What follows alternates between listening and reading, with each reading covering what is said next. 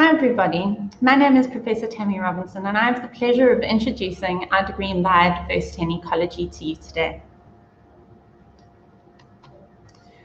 Right, well I thought I'd start by kind of placing our degree within context. So you could do a BSc degree at Stellenbosch University that falls within three focal areas: mathematical sciences, physical sciences, and biological sciences.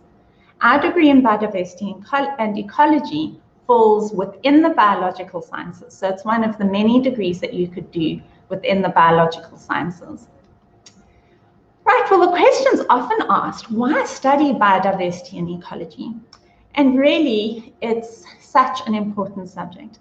It's an important subject because the processes that underpin biological life on Earth are so important. Understanding those processes are so important to supporting conservation, but also to sustaining human well-being.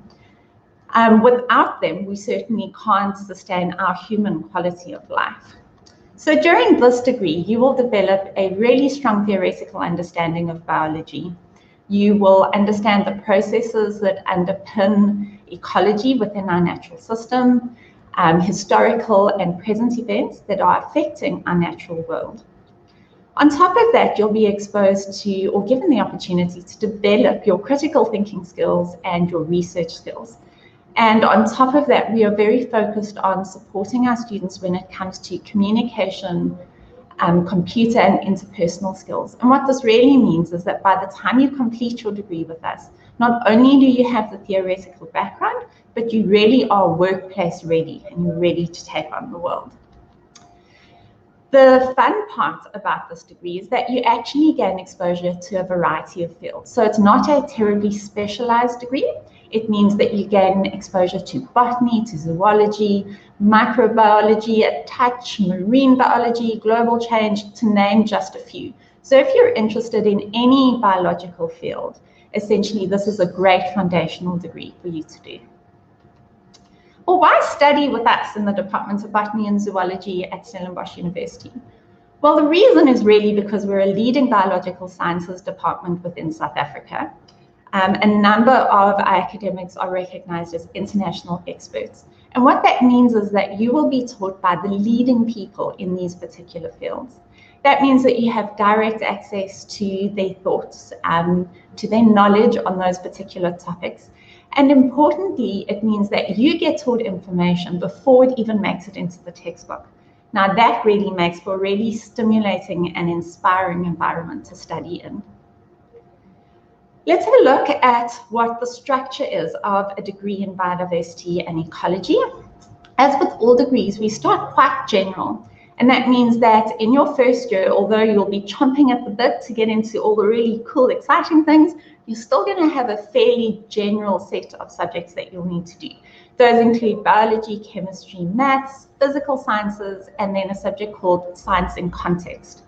In second year, you start to get a little bit more specialized. So we have 6 compulsory modules, which are quite theoretically focused and include topics like principles of ecology, vertebrate life. We have a module which focuses on developing your skills as a researcher, so a very strong focus there on statistics, but other skills including experimental design are also covered.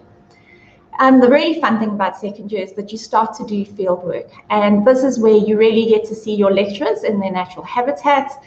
You get to spend time out in the field, which is really what we all want to be doing all of the time. So for a lot of students, this is the first time that they get exposed to interesting aspects of biology and ecology that they didn't realize existed before. So things like pollination biology or particular aspects of marine biology, for instance. We find our students really spark those interests in second year, and very often they carry these through to their postgrad degrees. In third year, you start your year off with a 2-week field course, and this is terribly exciting. For a lot of students, this is the highlight of their degree. You get to work out in the field, develop independent research. You get support from academics as well as senior postgrad students. So it's a very exciting and stimulating time. Once you get back to campus, you have a variety of different theoretical courses, including angiosperm diversity. There is a big focus on global change, invasion biology, conservation biology, So you'll see in your third year, you really do a lot more applied subjects, which build on the theory that you cover in your second year. So once you've finished off a BSc, which is really the basic degree in the biological sciences, what options are there for you going forward as a postgrad student? Well, the first step would be a one-year BSc honours degree with us. It's a very exciting year. You have a research project that runs through an entire year. You have 3 theoretical modules that you have to do, but you choose those out of a selection that is offered. And that selection is based on the expertise of the staff within the department. And following on from our one-year honours, we get a 2-year master's degree. Here you step away from lectures for the first time. And this is really a thesis. It's research where you embed yourself in the topic that you really love and enjoy. You have a supervisor who is an expert in that particular field. I find this is a degree that students really, really enjoy because for the first time you're working with exactly the topic that you're most interested in. Then the most advanced of the degrees would be your PhD. Now that takes place over a 3-year period. This is a very advanced degree. The focus here is on developing novel information and contributing new and unknown things to the field. We have a very high level of academic excellence within our departments, and that means that both our MSc and our PhD students, and even some of our honours students, actually go on to publish the work that they do during their thesis in peer-reviewed journals. So what next? What after you've studied? Well, there's really so much more to having a BSc than just being a university academic, although I would argue being an academic is awesome. It's not everybody's cup of tea. And so really the options are quite varied in terms of conservation sites, working for non-governmental organizations, be those focused on the natural environment themselves or on fostering the link between people and the natural environment. A lot of our students go into that field as well. Government departments are big employers of our students. So for instance, any of the departments that are focused on forestry, fisheries, and environmental sciences. But then there's also the environmental industry, and this is where consultancy comes in. So to be an environmental consultant, you really need the foundation and the basics of a BSc. Many of our students also move into science communication, and that's a really important aspect. So here we have a link between the scientists and the general population out there. Developing that link is so important because the science that researchers do really means nothing unless they get that information out to the general public. But scientists aren't always very good at communicating. So if you have a science background and you're prone to being a good communicator, there can be a really good niche area for you in science communication. Importantly though, our degrees also offer a springboard to very specialized degrees. So those are things like environmental law or resource economics. So if you have an inkling that you might be interested in being an economist or being a lawyer, there are really specialized options within those fields which actually require a BSc as a foundation.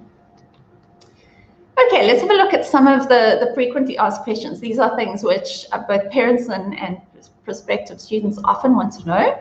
So firstly, what subject do you need to have at school to be able to do a BDE or a Biodiversity and Ecology degree with us? It's important to know that both maths and physical science are compulsory. So you cannot apply for this degree if you don't have maths and physical science. Life science, however, is not compulsory, but I would highlight that it is recommended. What are the entrance requirements? Well, here we need to look at some of the specifics. So overall, you need an average final mark of at least 65%. And that average is calculated excluding life orientation. So for all your other subjects, your average needs to be a minimum of 65. Other than that, there are specific requirements for specific subjects. So if we look at maths, for instance, you need a minimum of 60% for maths, a minimum of 50% for physical science and for one of your languages, and then a minimum of one other admission subject. So these could be life sciences is the recommended subject, but it could be geography, it could be history, any of those other subjects. I would like to point out, though, that these are the minimum requirements. So simply meeting the minimum requirements doesn't guarantee that you would get a place, It simply means that you are eligible to apply. So I strongly encourage you to do your absolute best in matric and try and push those marks as high as you can. Students often want to know whether they can do a specialized degree after doing a BSc in biodiversity and ecology, and absolutely yes. So I'm a marine biologist, but I don't have a BSc in marine biology. I have a general BSc, which is just what we offer here at Stellenbosch. From there, you can start to build in any area of specialization, be that behavioral ecology, genetics, marine biology. The world is really open to you from there. Are our degrees recognized internationally? Absolutely, yes. So many of our students choose to use their foundational degree at Stellenbosch University to move on and study at other international universities. I'd also like to point out that we do have a number of international students that come across to South Africa specifically to study, both at our undergraduate BSc level as well as our postgrad degrees. A number of our students also move overseas after completing their work with us to work overseas.